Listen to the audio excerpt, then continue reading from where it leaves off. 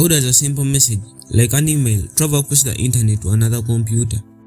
It's all thanks to a process called encapsulation, guided by the TCP IP model.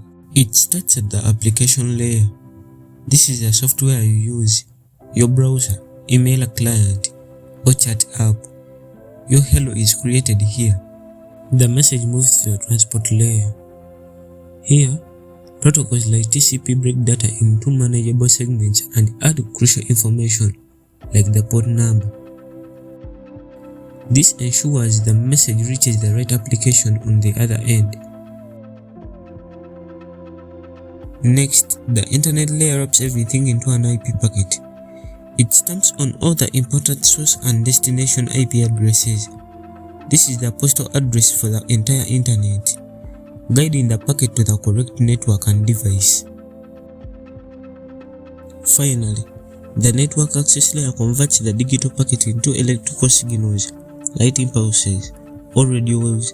Your hello is now physically traveling across cables, fibers, or the air. Upon arrival, the receiving computer performs the same steps in reverse. It unwraps its layer, checks the addresses, and reassembles the data. The IP header is used for routing.